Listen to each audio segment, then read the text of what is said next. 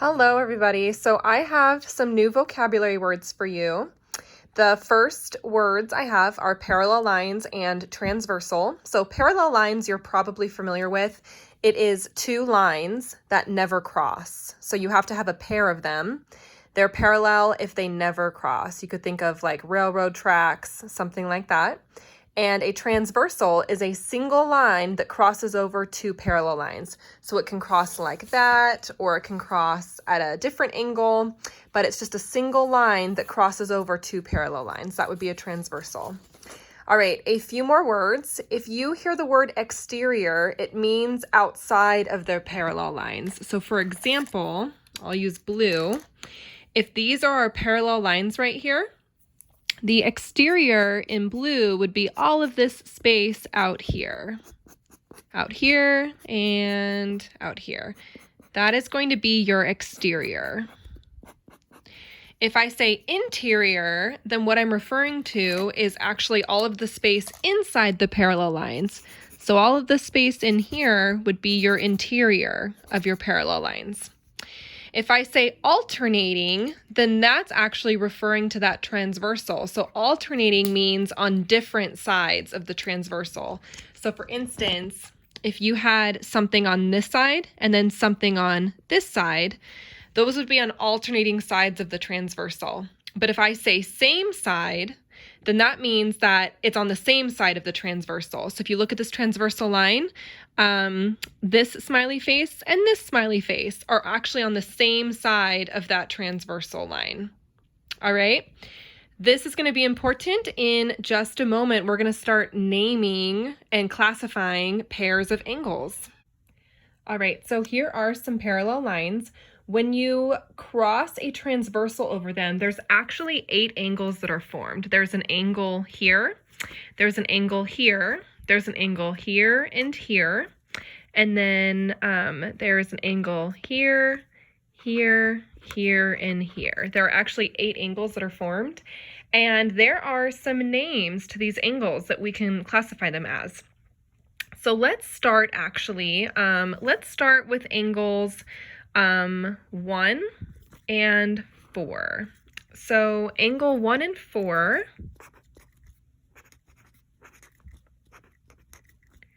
they are actually vertical angles.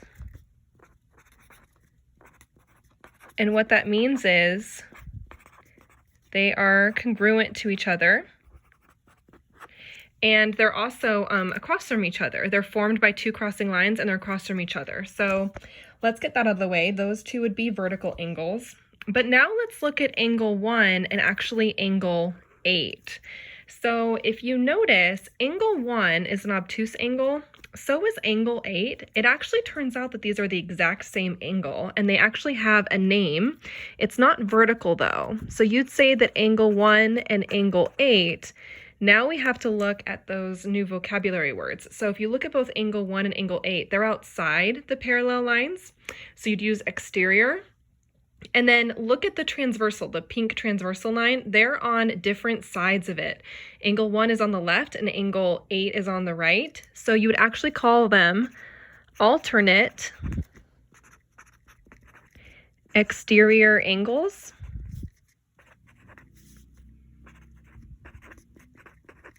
And I have to zoom in for a second. That means that they are also congruent to each other, but for a different reason. You wouldn't say that angles 1 and 8 are vertical. You would say that they're alternate exterior angles. Let's keep going. I'm going to grab a different color. Let's do red. Let's look at angles 3 and 6. So 3 and 6 are both acute angles, and it turns out, because these are parallel lines and this is a transversal crossing them, it turns out 3 and 6 are also congruent, but let's think about how to name them. They're on alternate sides of the transversal, but they're inside of the parallel lines. So the words we would use, going back to our previous vocabulary words, we'd use alternate again, but we'd use interior. They're alternate interior angles. So angle 3 and angle 6 are actually alternate interior angles And again, that means that they are congruent. Fun fact. All right. Now, let's look at some angles that aren't congruent and see what those might be called. So I'm going to use green. Let's look at angle, let's do angle 2, and let's do angle 8, okay? So angle 2 and 8. I can tell that they're not congruent because angle 2 is acute, it's less than 90 degrees.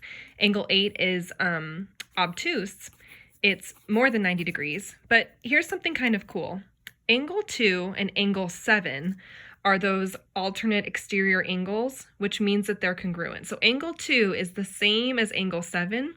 So look at 7 and 8. They actually form a straight line together, which means that these two have to be supplementary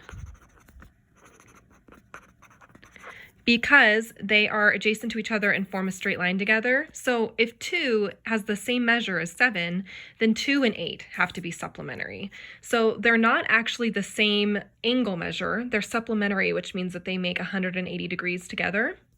And they actually have a name. So look at 2 and 8. They're exterior and they're on the same side of the transversal.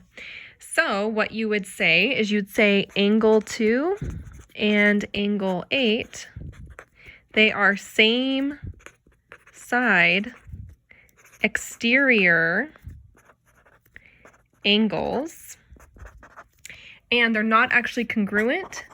They are supplementary. Oops, let me finish reading this. They are supplementary, which means they add to make 180 degrees. All right, so let's take a look at that again. 2 is acute, 8 is an obtuse angle. They cannot be the same, but they are actually supplementary. They add to make 180 degrees. They are same side of the transversal. They're both on the right side of the pink line. Same side exterior angles is what you would call them. All right, we have 2 more relationships left. So let's look at 3 and 5. So same kind of situation, 3 is acute, 5 is obtuse. There's no way that they're the same angle measure. They're actually supplementary. All right, so 3 and 5 are supplementary, and the name is they're interior, and they're also on the same side of the transversal. So we would say that angles 3 and angle 5, oops, they are same side interior angles, and that means that they are supplementary.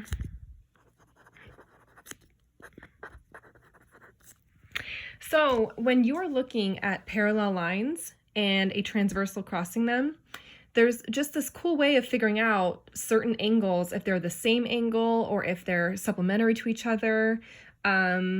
It's very, very useful, and you'll be using this when you start looking at some similar triangles and things.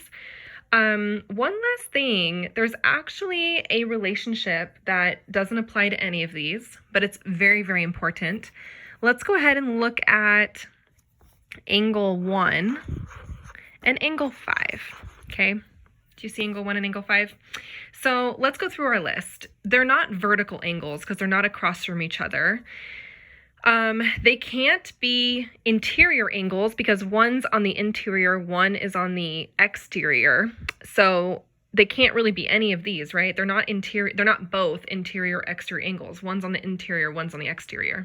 So there's a different vocabulary word. You'd actually say that 1 and 5 are corresponding. I hope that has 2 R's. They're corresponding angles. And that actually means that they're congruent. They're the same. And I'll show you how to look for that. So what I want to do is I want to zoom in up here.